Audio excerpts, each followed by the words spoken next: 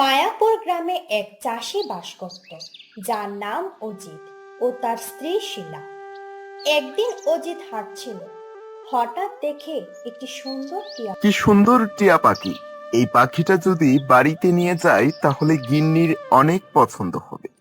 আমাদের তো কোনো ছেলে মেয়ে নেই, আমি যদি কাজে চলে যাই গিন্নি তো একা বাড়িতে থাকে, তাহলে পাখিটার সাথে একটু সময় কাটাতে পারবে। এই কথা বলে পাখিটিকে নিয়ে বাড়িতে চলে এলো। কই গেলাগা গিন্নি? দেখো দেখো, তোমার জন্য কি নিয়ে এসেছি।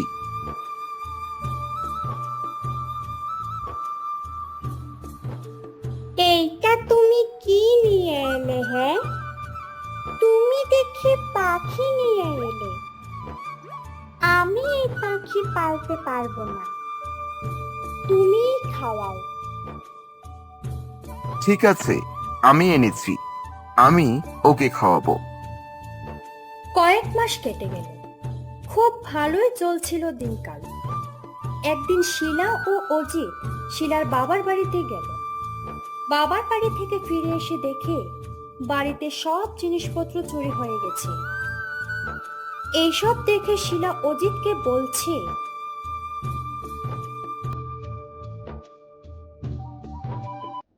এইসব হয়েছে তোমার অলক্ষী পাখিটির জন্য। সব কিছু চুরি হয়ে গেছে। রোজ রোজ তো খাওয়াই পেট ভরে, তারপরও চুরি হয়ে গেল।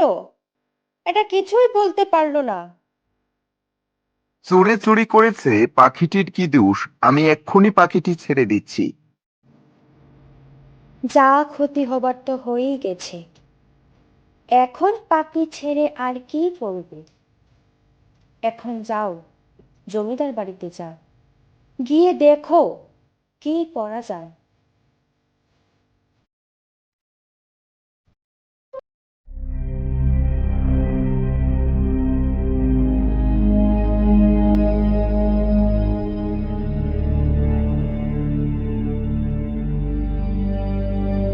জমিদার বাবু, জমিদার বাবু, আমার তো অনেক বড় সর্বনাশ হয়ে গেল।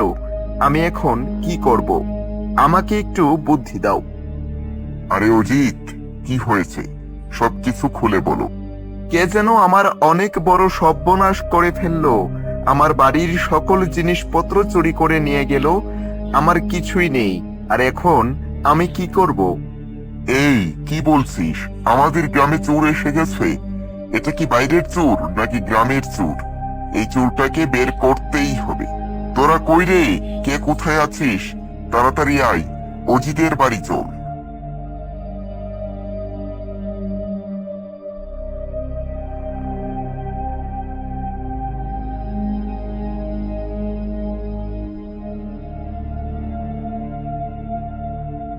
দেখুন জমিদার মশাই, দেখুন, আমার বাড়ির সবকিছু চুরি করে নিয়ে গেল।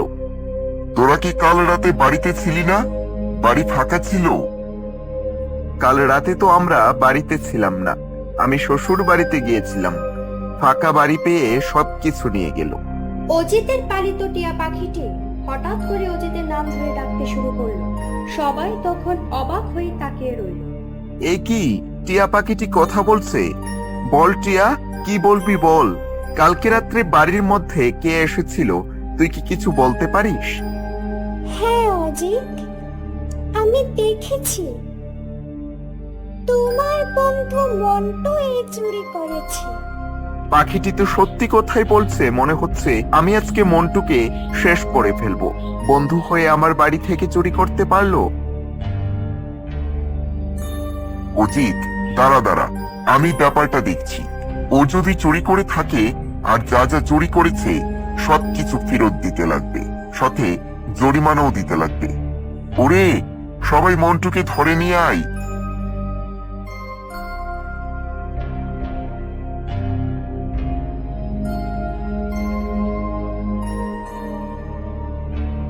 কি জমিদার বাবু, আপনারও কি বুদ্ধি ভ্রষ্ট হয়েছে নাকি? একটি টিয়া পাখির কথায় আমাকে বলছেন যে আমি চুরি করেছি? না রে মন্টু, আমার বুদ্ধি জ্ঞান হারায়নি। আমি শুধু তোকে একটাই কথা জিজ্ঞাসা করতে এনেছি। কি কথা বলুন। তুই কি সত্যিই চুরি করেছিস? না জমিদার বাবু, আমি সত্যিই বলছি যে আমি চুরি করিনি। কারণ এই টিয়া পাখিটি মিথ্যা কথা বলছে, আমাকে ফাঁসাচ্ছে।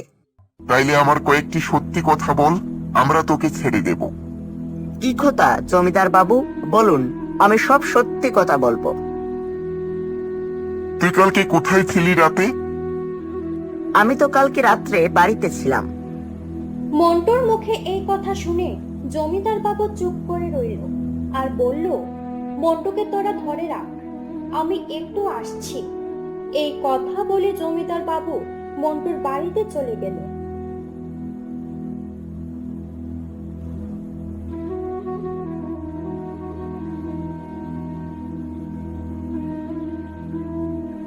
মন্টুর স্ত্রীকে জিজ্ঞাসা করলো যে মন্টু কাল রাতে কোথায় ছিল।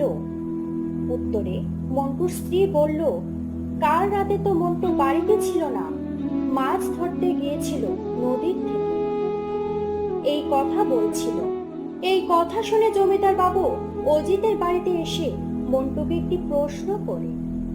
কিরে মন্টু, সকালে ঘুম থেকে উঠে ভাত খেয়েছিস কি দিয়ে? ডাল দিয়ে ভাত খেয়ে এসেছি। তুই না কালকে সারা রাত মাছ ধরেছিলি, তো সকালে ডাল দিয়ে কেন ভাত খেলি?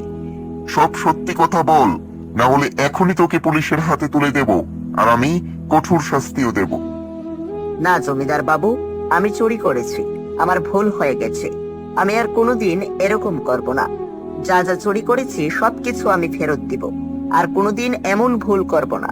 সবাই মিলে আমাকে ছেড়ে দাও। তোকে তো এভাবে ছেড়ে দিলে হবে না, জিনিস ফেরত দিবি, এর সাথে নগদ 50,000 টাকা জরিমানা হইল। জমিদার বাবু, আমি এত টাকা কোথায় পাবো?